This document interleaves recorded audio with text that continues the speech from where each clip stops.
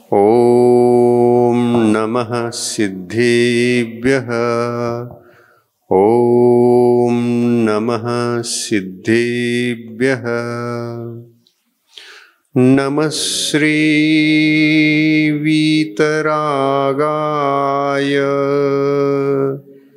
सर्वज्ञाय नमोऽस्तुते। हितोपदेशिने तुभ्यं नमोस्तु परमात्मने। सर्वोदाय नमोस्तुते। मंगलाय नमोस्तुते। हितंकराय नमोस्तुते। पंच परमेष्टि भगवान की, अहिंसा परमो धर्म की, संत शिरोमणि आचार्य गुरुवर श्री विद्यासागर जी महाराज की, आचार्य प्रवर श्री समय सागर जी महाराज की,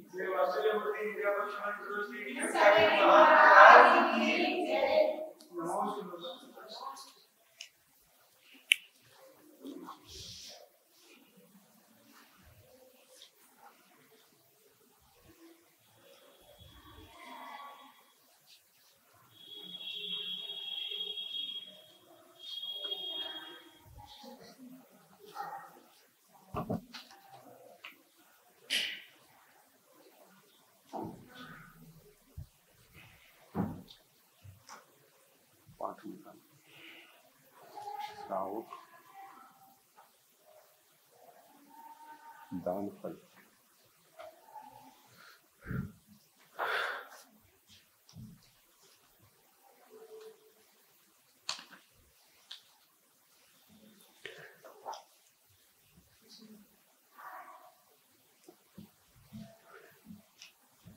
प्रकरण दाता और दाता के दान संबंधित उनके सद्गुण।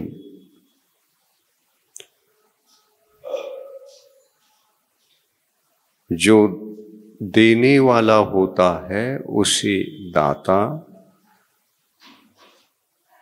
और दाता की देने की क्रिया को दान कहते हैं। ऐसे दाता के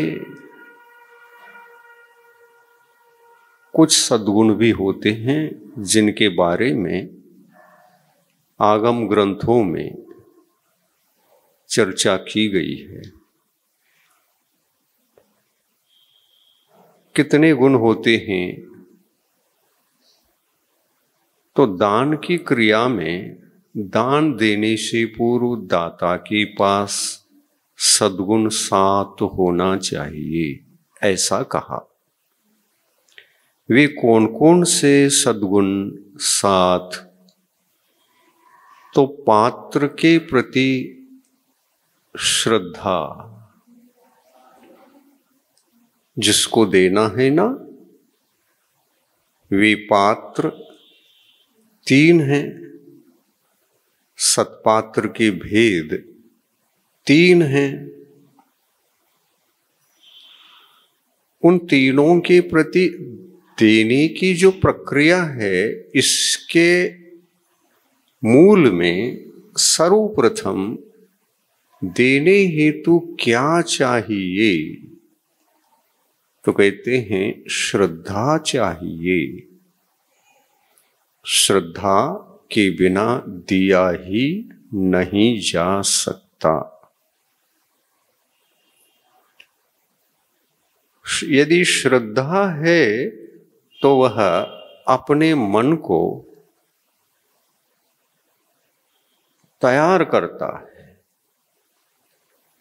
चलो दान दे दें और पात्र का उपकार करें। मन को तैयार करता है, अपने घर के माहौल को भी सावधान करता है।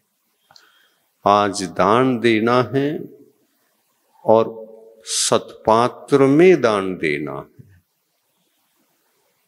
इसलिए सत्पात्र के प्रति दान देने की प्रक्रिया निस्वार्थ प्रक्रिया होना चाहिए। स्वार्थपूर्ण प्रक्रिया नहीं, निस्वार्थ। दान की क्रिया यदि निस्वार्थ होती है तो उसको सच्ची श्रद्धा की कोटि में लिया जाता है और उसी का नाम सम्यक दर्शन। सम्यक दर्शन वहीं पलता है जहां निस्वार्थ धार्मिक अनुष्ठान चलते हैं। तो दान भी एक अनुष्ठान है और वह निस्वार्थ होना चाहिए, कोई शर्त नहीं।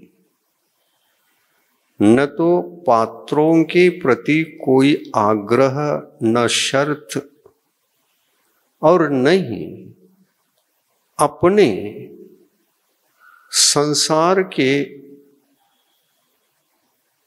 अनुकूलताओं में प्रतिकूलताएं अगर उपस्थित हों, और होता भी है, प्रतिकूलताएं बहुत सारी रहती हैं, और उन प्रतिकूलता में सहनशील न होकर भगवान याद आते हैं, गुरु याद आते हैं, दान क्रिया याद आती है, और उस दान क्रिया को संपन्न करने हेतु जब देव शास्त्र गुरु याद आते हैं, नमोकार मंत्र याद आता है, तो उनका उपयोग मंत्र का, गुरु का, भगवान का, उनका उपयोग इन प्रतिकूलताओं को दूर करने के लिए और इनकी अनुकूल अवस्था बने इस उद्देश्य पूर्वक यदि वह दान देने के लिए तैयार होता है तो मन में अनेकों प्रकार के भाव उत्पन्न होते हैं। वे भाव निस्वार्थ भी हो सकते हैं और स्वार्थ सहित भी हो सकते हैं।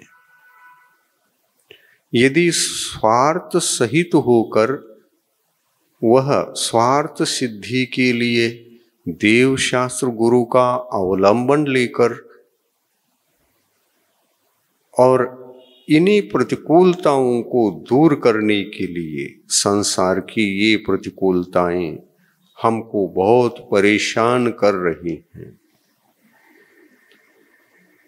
कोई भी घर में परिवार सुखी नहीं है, कोई न कोई कष्ट परिवार के ऊपर किसी न किसी सदस्य पर सदा बना रहता है, और इस कष्ट को दूर करने के लिए यदि हम स्वार्थ के साथ देव शास्त्र गुरु के पास जाएंगे तो हम स्वार्थ बुद्धि से ही उनके सामने कुछ अपनी भावनाओं को रखेंगे। कैसी भावना रखेंगे? स्वार्थ बुद्धि वाला सहज नहीं रहता, समझदार भी नहीं रहता, विवेकी नहीं रहता। क्या कष्ट और क्या सुख, क्या सुख और क्या दुख, इस दिशा में ज्यादा कुछ उनको ज्ञान नहीं रहता। बस लगता है कि ये कष्ट दूर हो जाए, इसके लिए क्या करना पड़ेगा। सच्चे देव शास्त्र गुरु के पास जाकर अपने संसार के प्रतिकूल दुख के दुखड़ों को रखता है और वो कहता है ऐसा कोई मंत्र दे दो ताकि धन वैभव से मैं सर्वप्रथम संपन्न बन सकूं, और उसके लिए जो भी अनुष्ठान आप करने के लिए बताते हैं वो भी करूंगा। मंत्र देते हैं तो जितने आप जपने को कहेंगे उतने जपेंगे, लेकिन ये संसार के कष्ट दूर होना चाहिए। तो वह अज्ञानी आत्मा, अज्ञानी दाता, जिनको ये ज्ञान नहीं है कि कष्ट क्यों आते हैं, सुख क्यों आते हैं, सुख के जो दिन आते हैं कुछ दिन तक रहते हैं, फिर दुख के दिन आते हैं, दुख के दिनों के बाद सुख के दिन, सुख के दिनों के बाद दुख के दिन, ये अविरल रूप से जीवन पर्यंत चलता रहता है। और यह एक ही किसी प्राणी की देन नहीं है। प्रत्येक संसारी प्राणी के पास ये दोनों समस्याएं हैं। सुख आता है तो वह तो भी भयभीत रहता है, दुख आता है तो भयभीत रहता ही है, लेकिन सुख की प्रतीक्षा में भी रहता है आकुल व्याकुल होकर, कब मिलेगा कब मिलेगा। इस प्रकार भावों में सहनशीलता, समता इत्यादि कुछ भी नहीं होता। इन सुख दुखों के बीच आंखों में आंसू बहाता रहता है। क्या दिन आ गए मेरे, भगवान की कृपा मेरे ऊपर क्यों नहीं हो रही है, गुरु की कृपा मेरे ऊपर क्यों नहीं हो रही है। उनके जितने भक्त दिखते हैं सब अच्छे दिखते हैं, सब सौभाग्यशाली दिखते हैं, उनके घर में सुख सुविधाएं बहुत हैं, और मेरे घर में ही ऐसा क्यों। भगवान से जाकर भगवान से भी कहता है, हे भगवान, मैं अकेला ही था क्या, मुझे ऐसा बना दिया, क्या और कुछ दूसरे नहीं थे। अब ऐसी ऐसी बातें भगवान के सामने वह जब रख देता है तो भगवान क्या करेंगे, वीतरागी है। आप कुछ भी कहो, उनकी मुस्कान में कोई अंतर नहीं आता। वो तो वीतराग मुद्रा से अपने आप में डूबे हुए हैं। सामने वाला भक्त जो कह रहा है उनको समझ में भी आ रहा है, लेकिन भगवान अपनी मुस्कान से कभी च्युत होते हैं।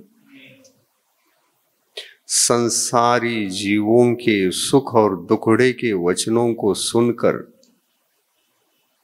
न प्रसन्न होते हैं और न दुखी होते हैं, न ही उनके आंखों में कोई आंसू बहती है, न ही दया जागृत होती है, कुछ नहीं। इसी दशा का नाम वीतराग दशा है। वीतराग दशा तो वीतराग दशा है, वह दया से भी रहित है, क्योंकि दया करने के लिए भी मोहनी कर्म आवश्यक है। मोहनी कर्म से प्रभावित होकर हुए बिना हम दया नहीं कर सकते। गुरु अवस्था में रहने वाले गुरु दया भी कर लें, लेकिन भगवान कभी आपके ऊपर न तो दया करेंगे न तो उपकार के भाव कर सकेंगे। उनकी वाणी खिरती है, लेकिन वस्तु स्वरूप क्या है उसी बारे में वाणी खिर जाती है। क्या खिरती है? उनके अंतरंग आत्मा में न दया की लहरें, न करुणा की लहरें, और न ही निर्दयता की लहरें, न अनुकंपा न अननुकंपा। दोनों ही दशा जहां पर ना हो, उसी का नाम वीतरागता है। हमने मंगलाचरण में ऐसे ही भगवान को नमस्कार किया। नमश्री वीतरागाय सर्वज्ञाय नमोस्तुते। हे भगवान, मैं आपके अद्भुत जो स्थायी समय के लिए, अनंतानंत काल के लिए आत्मा को सुख में रखता है, और आपका सुख दुख से मिश्रित नहीं है। आपका सुख सर्वथा सब ओर से, सब प्रकार से दुख से रहित है। और ऐसी दशा जो आपने बना ली, वीतरागमय दशा, वह दशा तो धर्म की साधना का प्रतिफल है। आपने रत्नत्रय धर्म को, निस्वार्थ धर्म को, ज्ञानमय धर्म को, विवेकपूर्ण धर्म को निस्वार्थ होकर परमार्थ सुख, आत्मिक सुख, जो आप जैसे सुखों के लिए कारणीभूत होता है, ऐसा मोक्ष मार्ग में रहने वाले ये तीन धर्म, सम्यक दर्शन, सम्यक ज्ञान और सम्यक चारित्र, ये तीनों धर्म एक होकर संसार की दुखी आत्मा को निस्वार्थ दशा में लाकर बुद्धिमान बना देते हैं। ये धर्म की कृपा होती है, और कृपापूर्ण उस धर्म की शरण में जाने के लिए संसारी प्राणी एक बार भी तैयार हो जाए और श्रद्धा से अभिभूत होकर के तैयार हो जाए, तो वे तीनों धर्म अपने जीवन में आविर्भूत होते हैं। उन तीनों का अवतरण होता है।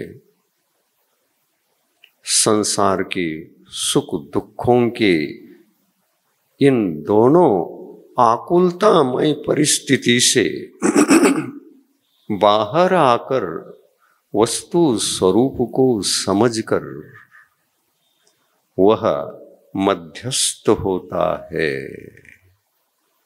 किसमें? संसार के सुखों में और संसार के दुखों में। जब मध्यस्थ होता है तो यह मध्यस्थ दशा भी देव शास्त्र गुरु के सत्संग के बिना संभव ही नहीं है। देव शास्त्र गुरु के सत्संग से हमको क्या मिलता है, ये पूछो तो जिस सुख दुख के लिए अब आकुल व्याकुल नहीं, आकुल व्याकुल नहीं है, और जिस सुख के लिए आप आकुल व्याकुल वर्तमान में हैं,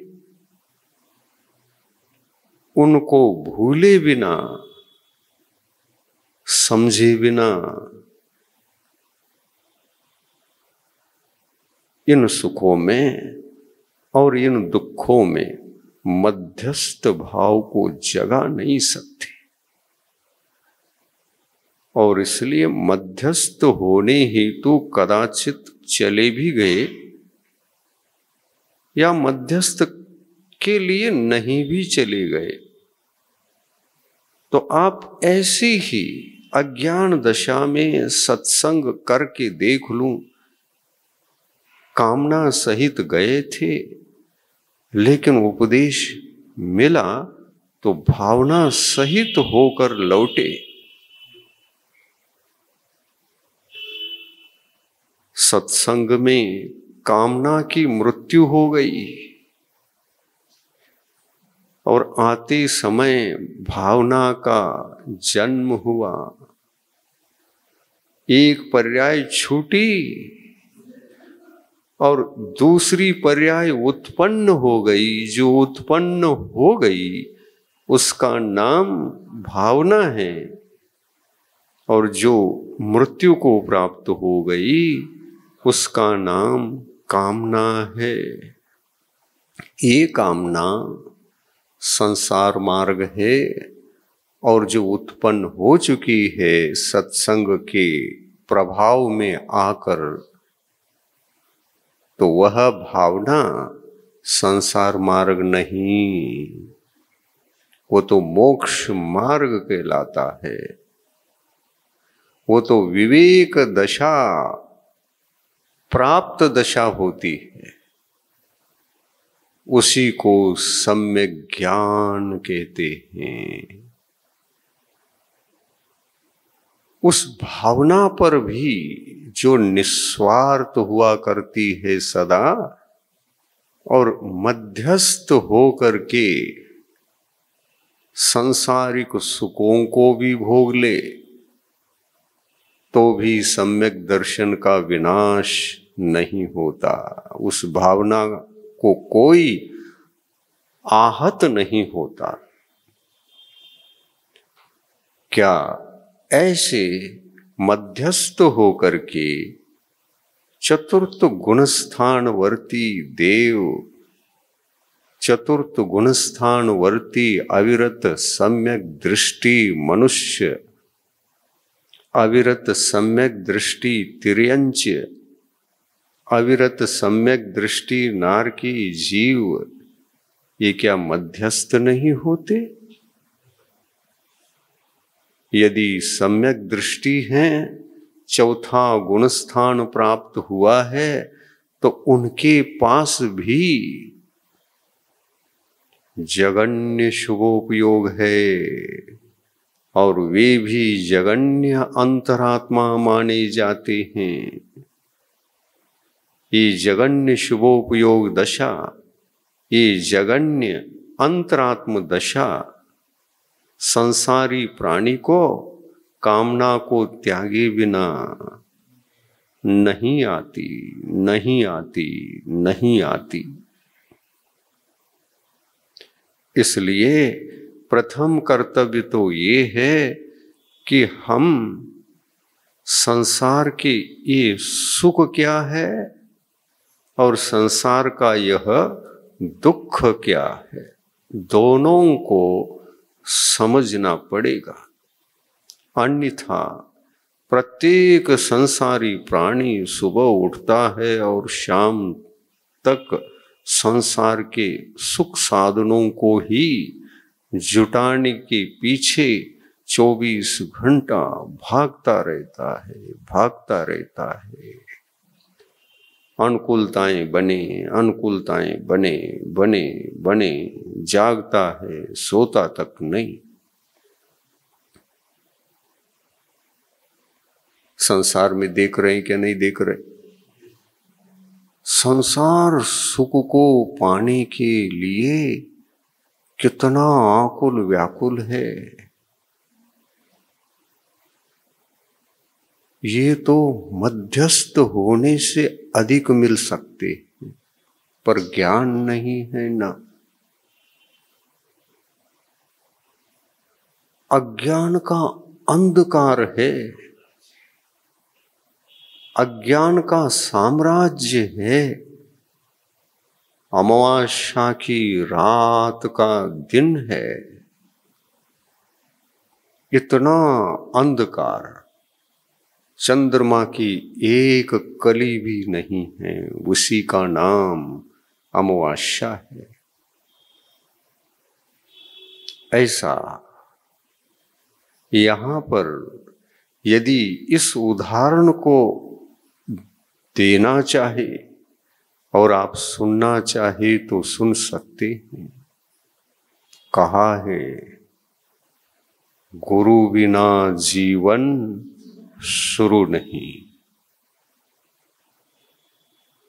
गुरु बिना जीवन शुरू नहीं। गुरु से ही भावना का मार्ग साकार हो सकता है। वह भावना चंद्रमा की प्रथम कली है, चंद्रमा की प्रथम कली है, और वह गुरु ही उगा सकते हैं अज्ञानी आत्माओं में। एक कली का भी लाभ हो गया तो वह विकसित होगा, एक कली का भी लाभ हो गया वह कभी भी मिट नहीं सकता, विकसित होगा। अर्ध पुद्गल परावर्तन काल के अंदर अंदर पूर्णिमा दशा को प्राप्त होगा। भले ही बीच में अमावस्या भी आ जाए, आता है, अमावस्या का दिन आता है, चला जाता है, लेकिन जिस गुरु के उपकार से उसने एक बार भावना की कली को देखा है और जगा चुका है, उसी दिन अर्ध पुद्गल परावर्तन काल शेष रहा है। वो कभी भी उसको कोई भी आत्मा स्वयं भी और परात्मा भी मिटा नहीं सकता। आपको टिकट मिल गया, टिकट को कोई छीन नहीं सकता, ऐसा टिकट है ये। अर्ध पुद्गल परावर्तन काल संसार का शेष रहा है। ये टिकट देने वाले कौन हैं? वीतरागी, ज्ञानी, मोक्ष मार्गी। मोक्ष मार्ग कहाँ से होता है मालूम है ना? जिन्होंने संसार के सुखों को, विषयों को तिलांजलि देकर त्याग कर आत्म सुख को पाने के मार्ग पर आकर संसार सुख न तो याद आते हैं और न ही सताते हैं, न ही उनको आकुल व्याकुल करा सकते हैं, क्योंकि उन्होंने संसार के सुखों के और दुखों के स्वरूप को समझा है और त्याग दिया है, और ये निर्णय किया था कि संसार का जो सुख होता है, मैंने इसके मर्म को जान लिया है, ये सदा ही आकुलता से सहित ही होता है। ये सदा ही आकुलता से सहित ही होता, सुख है लेकिन आकुलता से सहित है, भय से भी सहित है, मोहनी कर्म से सहित है। कौन सा मोहनी कर्म? तो 4 प्रकार का है ना, अनंतानुबंधी, अप्रत्याख्यानावरण, प्रत्याख्यानावरण, संज्वलन और नवनो कषाय, इसमें से अमावस्या का जीवन प्रदान करने वाला अनंतानुबंधी कषाय के बिना कोई नहीं। इसलिए ये कषाय हमको सदा सदा सदा कामना में रखती है, भावना से बचाती है। और भावना का उपदेश देने वाले जो सद्गुरु हैं, आप उनके पास जाने की चेष्टा भी कर रहे हैं तो अनंतानुबंधी कषाय रोने लगती है, उधर क्यों जा रहे हो मुझे छोड़कर। उसको भय है, क्या मेरी दोस्ती को छोड़ दिया, उधर क्यों जा रहे, क्या उद्देश्य है। नहीं नहीं, चुप रह, मैं गुरु के पास इसलिए जा रहा हूं, अनेकों अनेकों कष्ट है, वो कष्ट को दूर करने हेतु कोई मार्ग ढूंढने के भाव हो गए और भावों को साकार करने के लिए जा रहा हूं, लौट के आऊंगा। क्यों रोते हो, क्यों रोते हो, लौट के आ रहा हूं, शांत बैठो। तो अनंतानुबंधी कषाय कहती है तब तो ठीक, जाओ, लौट करके मेरे पास ही आओगे ना। हाँ, तुम तो मित्र हो, अनादिकाल से मेरे साथ रहे हो, तो तुमको छोड़कर मैं कहां जाऊं। तुम हो इसलिए मैं सुखी हूं। क्या कहता है, तुम हो इसलिए सुखी हूं, निरंतर कामना करता हूं और ये कामना का फल देव शास्त्र गुरु के पास आने से भी मिला है और कहीं अन्यत्र भी जाता हूं तो भी मिला है, लेकिन पता नहीं मुझे मिलता तो है और कुछ समय के लिए मैं सुखी तो रहता हूं, लेकिन पुनः अमावस्या के दिन आते हैं, दुख के दिन आते हैं और जब जब आते हैं और कुछ समय के लिए न आए और हमारी बैटरी चार्ज हो जाए, इसलिए मुझे जाना पड़ता है।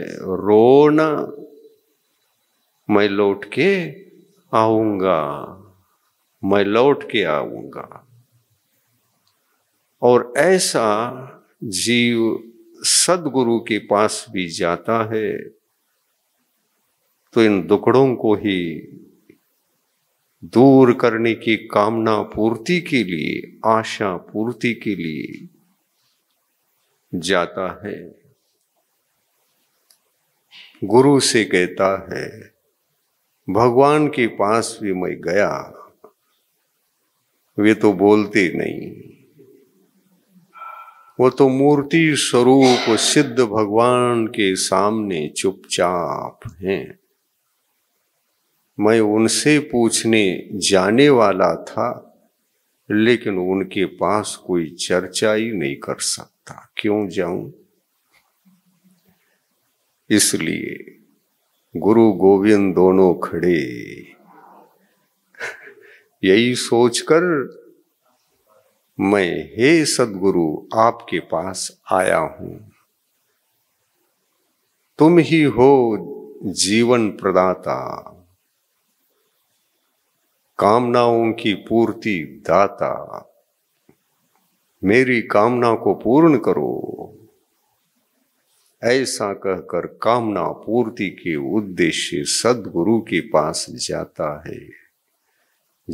है तो बहुत अच्छी बात है। और गुरु भी यदि सद्गुरु हैं, सोने में सुहाग है। गया है, भाग्यवश गया है। और ऐसे भी दिन कामना में डूबे ओत प्रोत भव्य जीवात्मा को कभी मिलते हैं। सद्गुरु का लाभ भी होता है। और कदाचित पुण्य के उदय से, भाग्य के उदय से, शुभ कर्म के उदय से यदि सद्गुरु कभी मिल गए तो यह सद्गुरु के प्रभाव में आकर बदल गया तो अनंतानुबंधी वहां रोने को प्रारंभ कर देगा। वो कषाय रोने लग जाएगी, प्रलाप करने लग जाएगी और कहेगी अभी तक क्यों नहीं लौटे, खबर पहुंचा दो, ये लो उसका नंबर है, फोन लगाओ। मेरा मोबाइल जरा खराब है, तुम्हारा अगर ठीक है तो ये मेरा नंबर लेना, जरा खबर देना और मुझे समाचार बताना। पता चला तुम्हारा मित्र जो अनादिकाल से तुम्हारे साथ था, वो सद्गुरु के पास गया था। पता नहीं किस अशुभ नक्षत्र में तुम्हारा दोस्त उधर गया।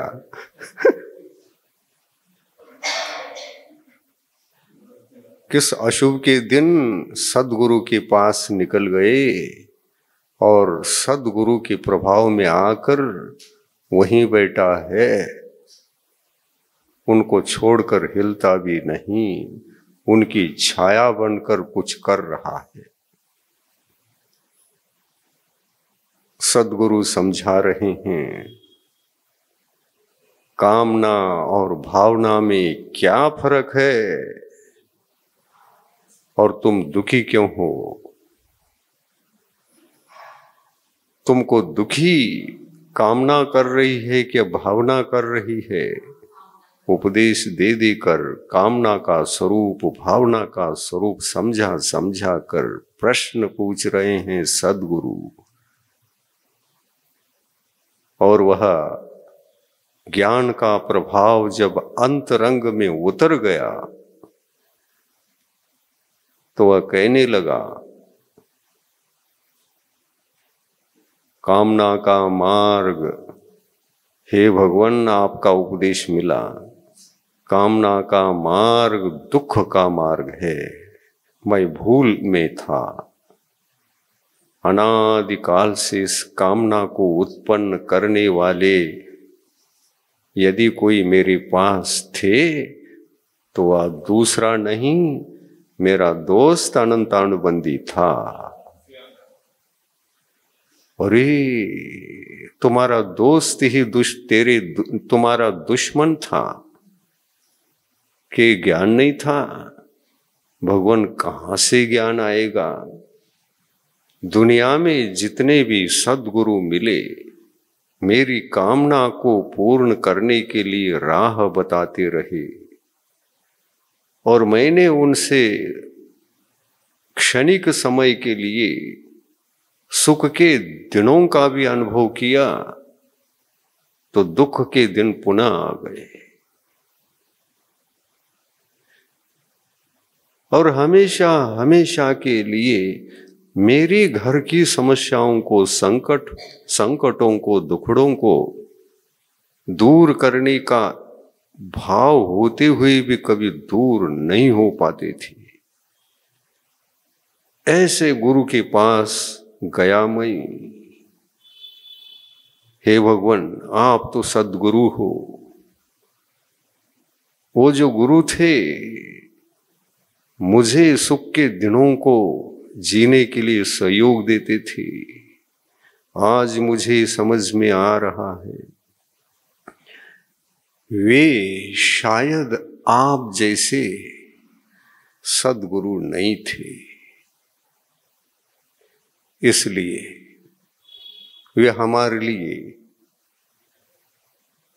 उस सुख के मार्ग को प्रशस्त करने के लिए मंत्र भी दिए,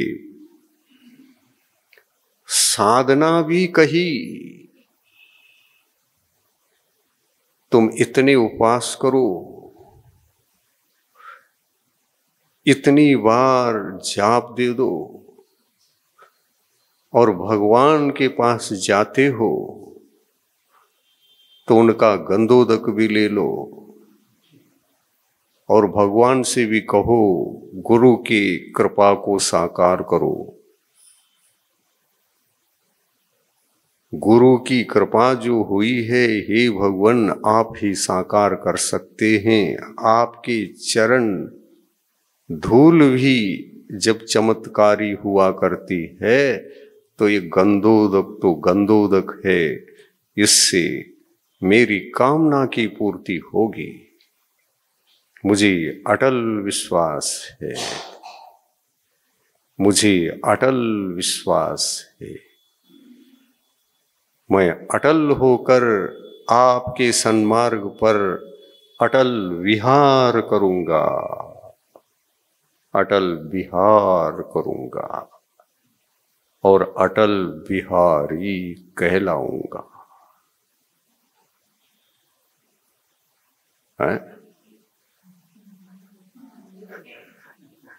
ऐसे किस गुरु के पास अनेकों बार गए, अनेकों बार दुखड़ा व्यक्त किए, सुख के साधनाओं को बताया, साधना की पूर्ति भी करते रहे।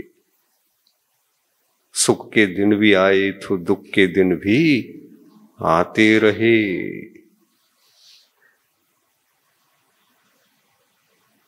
ऐसी बैटरी दिया जो चार्ज करने के बाद डिस्चार्ज भी होता था। लेकिन सद्गुरु कहते हैं, मैं ऐसी बैटरी दूंगा, मैंने अगर चार्ज कर लिया तो कभी ये डिस्चार्ज नहीं होगा। तो उनने कहा, इसलिए तो प्रभावित हो गए, बैटरी डिस्चार्ज नहीं होगी। हे सद्गुरु, आपकी कंपनी में ऐसी कैसी बैटरियां बनने लगी। मैं अनंत काल से उन बैटरियों का खोज करता रहा, किसी कंपनी वालों ने इस बैटरी को नहीं दिया। किसी दुकान में सुनने को नहीं मिला था कि ऐसी भी बैटरी दुकान में है जो डिस्चार्ज कभी नहीं होती। और आप कहते हैं मेरी बैटरी डिस्चार्ज होने वाली बैटरी नहीं है। तो ये तो अपने जीवन में पहली बार देख रहा हूं। ऐसी बैटरी है क्या? भगवान ये तो बताओ, इस बैटरी को तुम कैसे चार्ज करते हो? चार्ज किए है तो डिस्चार्ज भी होना चाहिए, ऐसे कैसे संभव है ये? नहीं, सुनो, मैंने तो चार्ज कर दिया है। डिस्चार्ज भले ही हो जाए, जब न्यूट्रल अवस्था में आती है ये बैटरी, उसके नीचे नहीं जाती। इसी का नाम अर्धपुद्गल परावर्तन है, काल है। बिल्कुल डिस्चार्ज नहीं होती ऐसा नहीं, एक देश डिस्चार्ज भी होती है। लेकिन जिस अवस्था तक डिस्चार्ज होना चाहिए वहां तक तो होगी, होती रहेगी। लेकिन कभी 1% भी ये बैटरी डिस्चार्ज न हो जाए, इसकी शक्ति में कोई अंतर न आ जाए, ऐसा करने के लिए क्या करे? भगवान मैं वो चाहता हूं। अरे वही तो देने के लिए तुमको ये एक देश डिस्चार्ज वाली बैटरी को थमा रहा हूं हाथ में। कुछ समय के पश्चात अर्धपुद्गल परावर्तन काल के पश्चात ये बैटरी पूर्णतः चार्ज हो जाएगी और तुम उस समय में मेरे जैसे रहोगे। भगवत अवस्था तुमको तुम में, तुम्हारे भीतर दिखेगी। तुम खुद ही भगवान रहोगे उस काल में, क्योंकि भगवत अवस्था वीतराग अवस्था, फुल चार्ज। क्या इस वीतराग बैटरी को एक देश सराग में ढाल सकते हो? नहीं। भगवान में दुनिया की कोई भी शक्ति उस वीतराग दशा को डिस्चार्ज करा के एक अंश का भी अंतिम अंश जो कामना रूप, राग रूप डिस्चार्ज की दशा होती है उसको जगा सकता है? नहीं। इसलिए भगवान की वीतराग दशा सादी अनंत है।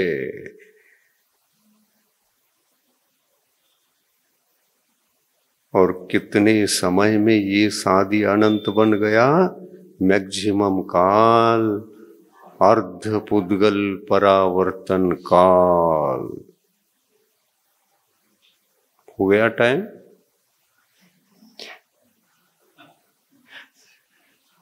अभी तो आपकी बैटरी चार्ज ही नहीं हो पाई थी, समय पूरा हो गया। परमार्थ का उपदेश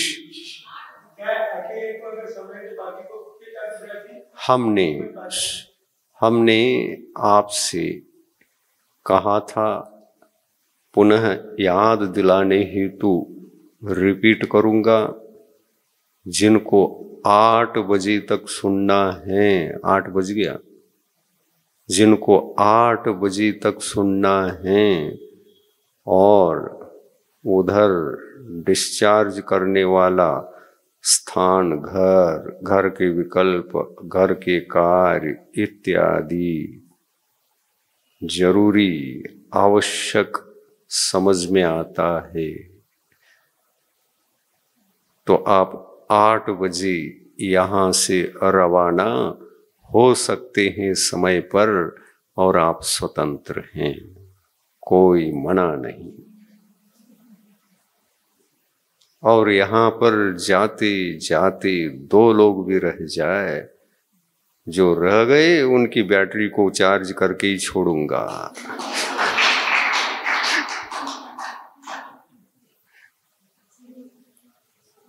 ये पुनः दूसरे दिन विषय लौट करके नहीं आता। इसलिए कंपनी वाला भी, चार्ज करने वाले कंपनी वाले, वो भी तृप्त कहाँ रहते हैं।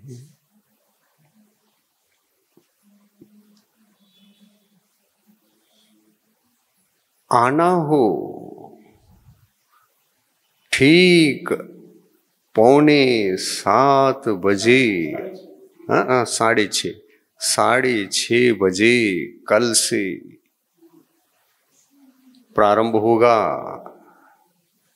प्रारंभ होने का जो समय है,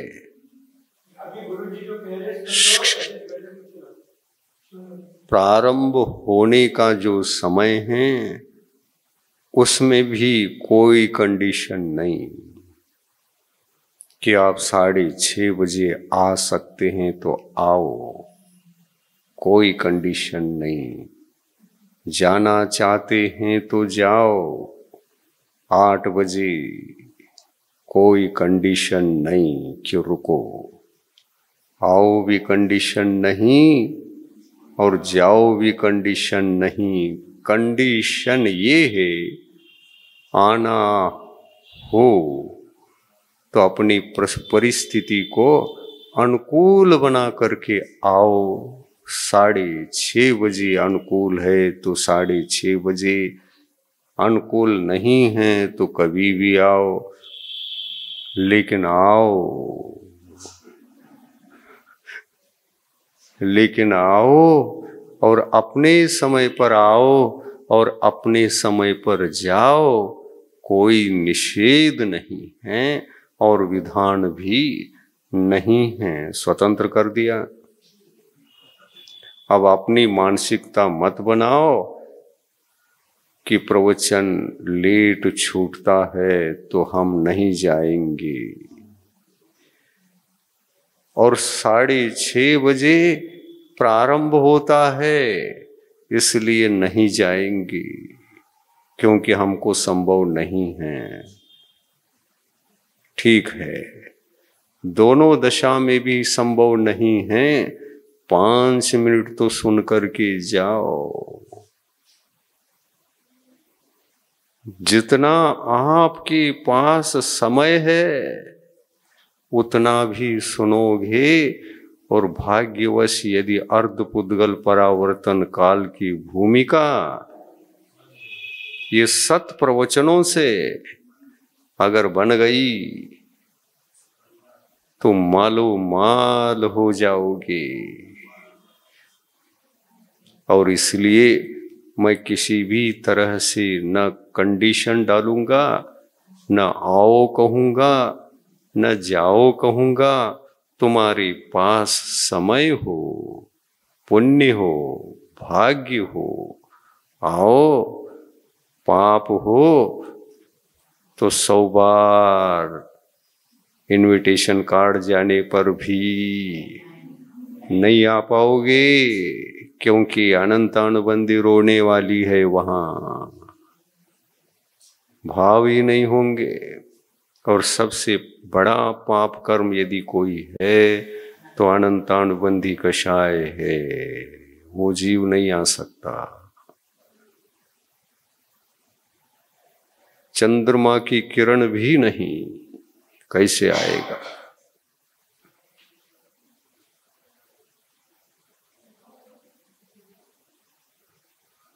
तो आज के प्रवचन को घर घर में पहुंचाओ और उनको फ्री कर दो। आने के लिए भी फ्री और जाने के लिए भी फ्री। लेकिन यहाँ जो सद्गुरु के प्रवचन मिलेंगे, जिनवाणी के आश्रय से मिलेंगे, वे बिल्कुल इस समय के भीतर मिलेंगे ही मिलेंगे। जैसे अरहंत भगवान की दिव्य ध्वनि 4 बार खिरती है तो 4 ही बार खिरेगी अपने समय पर। यदि कदाचित अरहंत भगवान की वाणी खिरने में लेट भी हो गई तो समझना भव्य जीवों का ही अशुभ कर्म का उदय था, इसलिए खिर नहीं पाई। अरहंत भगवान तो कहीं गए नहीं थे, वहीं बैठे थे, लेकिन खिर नहीं रही थी। भगवान महावीर की दिव्य ध्वनि खिर नहीं रही थी, केवल ज्ञान हुआ। दिव्य ध्वनि नहीं खिर पाई, शेष तीर्थंकर भगवंतों का, 23 भगवंतों का जिस दिन केवल ज्ञान हुआ था उसी दिन दिव्य ध्वनि खिरी थी, उसी दिन दिव्य ध्वनि खिरी थी सबकी। लेकिन भगवान की दिव्य ध्वनि खिरने में अटक गई। क्या कारण था? हाँ, भव्य जीव वहां पर उपस्थित नहीं था, इसलिए नहीं खिरी। और सदगुरु की कहो या वीतरागी अरहंत प्रभु की कहो, दिव्य ध्वनि खिरती है तो भव्य जीवों के पुण्य के विदय के बिना नहीं खिरती। क्यों बोलेंगे? 4 दीवालों को श्रावक श्राविका समझकर दीवालों को उपदेश देंगे, नहीं खिरेगी दिव्य ध्वनि। यहां पर एक भी कोई आत्मा आता है और वो पुण्यात्मा है तो क्या नहीं खिरेगी? और हजार हजार आत्माएं आए हैं, बैठे हैं प्रतीक्षा में, लेकिन फिर भी दिव्य ध्वनि खिराने के लिए गुरु नहीं आई। भगवान भी वो भी शुरू नहीं कर रहे हैं। क्या हो गया 1000 लोगों को? सभी का पाप कर्म का, अंतराय कर्म का अनंतानुबंधी रो रहा था। हजार हजार लोग उसके रोने को सुनकर वहीं अटक गए। सभी लोग कामना से आए थे और कामना वाले ही 1000 की संख्या में बैठे हैं। दिव्य ध्वनि नहीं खिर रही है। और थोड़ा सा भी 1 मिनट के लिए अनंतानुबंधी कषाय का रोना बंद हुआ, शांत हुआ। और शांत दे करके ठीक ठीक अब मैं जाता हूं कहकर यदि कोई भव्यात्मा उसको छोड़कर चला गया तो इधर दिव्य ध्वनि एक ही भव्यात्मा के निमित्त से खिर जाएगी और खिरने लग जाएगी।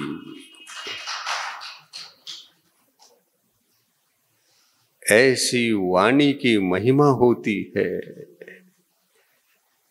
वाणी स्वयं नहीं खिरती, भवि भागन जो वशाय,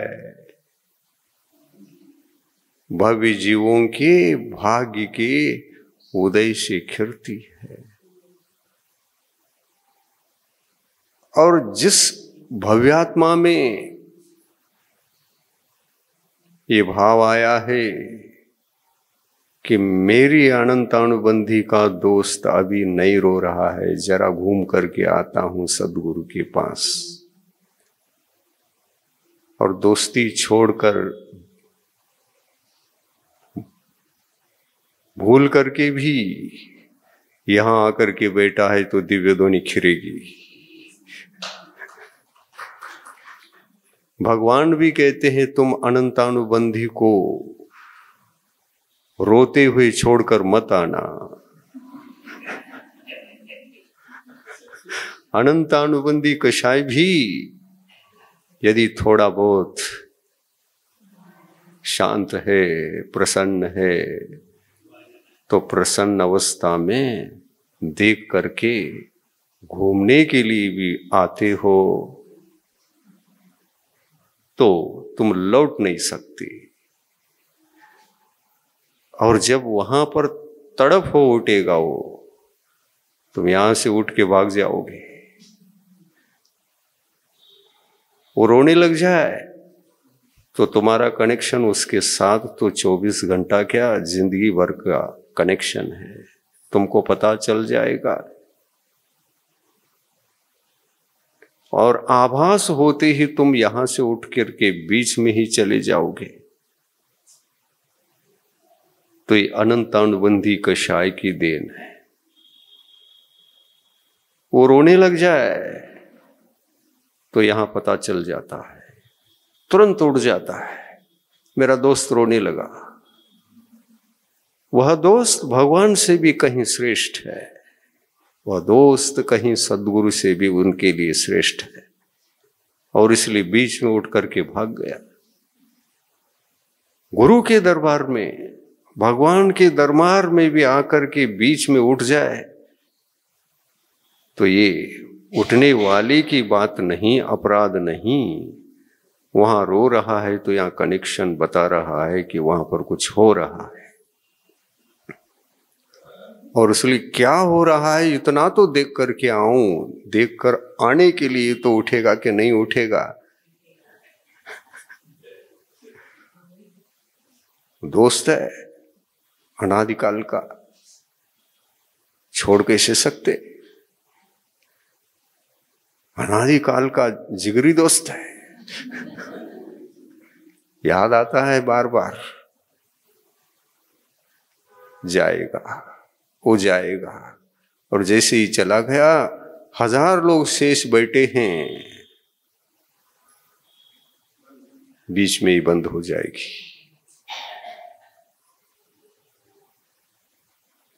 नीचे का मैग्नेट हट गया, एक ही तो था, वही हट गया, बाकी का मैग्नेट चार्ज कामना से। उधर दोस्त रो रहा है, फिर भी 1000 लोग यहीं बैठे। ये निर्दयी होकर के आए, लेकिन है तो रोना है, रोता है तो रोने दो।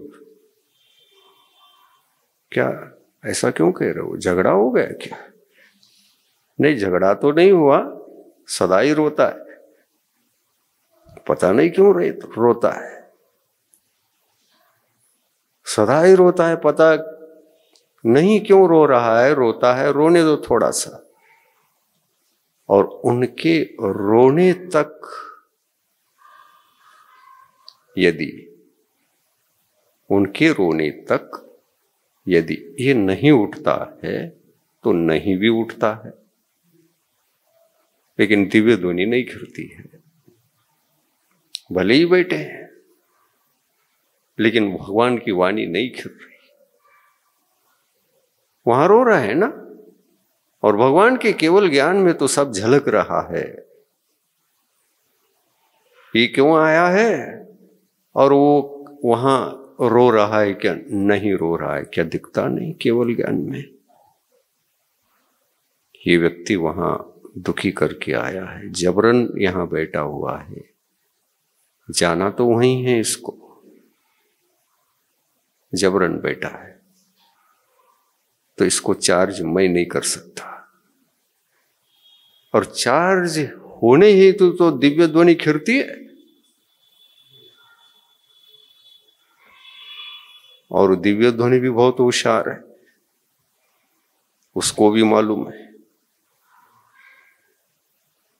ये बैटरी चार्ज करने लायक ही नहीं, तो दिव्य ध्वनि भी नहीं खिल रही, न भगवान खिरा रहे। कामना से भावना तक पहुंचने का मतलब होता है अनंतानुबंधी को न रुलाते हुए शांत बिठाकर सद्गुरु के पास पहुंचना, वीतरागी प्रभु के पास पहुंचना। ऐसे 1 हो, 2 हो, 4 हो, 10 हो, 1000 हो, लाखों करोड़ों हो, दिव्य ध्वनि खिरेगी ही खिरेगी। किसी को रुला कर मत आओ, शांत बैठे हुए देख करके घूमने के लिए आओ। और रो रहा है इसका क्या, यहां कैसे कनेक्शन जुड़ता है, घर में क्या हो रहा होगा, ये स्मरण में आया नहीं हो तो बहुत बड़ी समस्या है, वहां जाना पड़ेगा। दिव्य ध्वनि बंद हो जाएगी। जाते समय पाप कर्म का उदय, और जब तक बैठे हैं तब तक वहां का कनेक्शन नहीं जुड़ पाया है, इसलिए भाग्य का उदय। भाग्य का मतलब क्या? इसी का नाम भाग्य है। दुनिया को शांत दे करके घूमने के लिए आए, घूमने के लिए भी आए हैं, मिथ्या दृष्टि भी है, लेकिन मिथ्या दर्शन के काल में प्रथम गुणस्थान में अनंत अनुबंधी अगर तुमको रुला नहीं रहा है और वो नहीं रोह रहा है, जिगरी दोस्त दोनों शांत हैं, तो दिव्य ध्वनि खिरती है। दिव्य ध्वनि खिरती है, और दिव्य ध्वनि खिरने लग गई तो समझना हमारा भाग्य है, हमारा दोस्त का भी भाग्य है। वो भी शांत, मैं भी शांत, और आज प्रभु के समोशन में बैठे हैं। प्रभु के समोशन में बैठे हैं और प्रभु का दिव्य ध्वनि का श्रवण कर रहे हैं। आनंद आ रहा है। यहाँ उसी काल में बैटरी, पहले की बैटरी जो गया है वहां बैठा है उसका नहीं, जो गया है इसकी बैटरी चार्ज हो जाती है, और चार्ज हो गई कि न्यूट्रल डिस्चार्ज तो होगी, शेष कभी डिस्चार्ज नहीं हो सकती। इसी का नाम अर्धपुद्गल परावर्तन काल। और ये व्यतीत होते होते कभी भी फुल चार्ज हो सकती है। जरूरी नहीं कि मैक्सिमम काल अर्धपुद्गल परावर्तन काल तक की बैटरी नियम से डिस्चार्ज होती रहेगी, होती रहेगी, होती रहेगी, ऐसा कुछ नहीं। कभी होती रहेगी, कभी नहीं होती रहेगी। मैक्सिमम काल उसका वो काल है, लेकिन उस काल के भीतर भीतर प्रथम बार भी वह इस भावना को जगाने के उपरांत वह जो भावना सम्यक दर्शन के साथ उदित हुई है, वो पूर्ण डिस्चार्ज तो नहीं होती। बैटरी है, जगन्य रूप में वो उतनी रहेगी, उस चार्ज को कोई मिटा नहीं सकता। तो ये है कि बात बहुत अच्छी तरह से आज के प्रवचन के माध्यम से आपको समझ में आया है, और बहुत महत्वपूर्ण प्रवचन हुआ है आज का। इसको अपने अपने दोस्तों, अपने अपने परिवारों सबको सुना देना, और वो भी शांत दशा में कभी आकर के बैठ जाए तो ऐसी थोड़ी सी पहले की बैटरी जो रुलाने वाली बैटरी थी, चेंज करके जरा हंसाने मुस्काने वाली बैटरी आपके पास आएगी, और उस बैटरी के माध्यम से ही आप खुद भगवान बनोगे। अंतरात्मा से आप परमात्मा बने। ये बहिरात्म दशा अनंतानुबंधी कषाय की दशा है, इसको परास्त करना है और सम्यक दर्शन को हासिल करके हमको विजयी बनना है। अनंतानुबंधी कषाय पर विजयी होने का मतलब कामना पर विजयी। अनंतानुबंधी पर विजयी होने का मतलब मिथ्यात्व पर विजयी। अनंतानुबंधी कषाय पर विजयी होने का मतलब कामना पर विजय। और भावना का जन्म उसी दिन हमारा सच्चा जन्म है, और सच्चा हैप्पी बर्थडे आत्मा का उस दिन मनाना शुरू होना चाहिए। गुरु के बिना जीवन शुरू नहीं, इसीलिए कहा है। आज इतना ही पर्याप्त है। अहिंसा परमो धर्म की जय।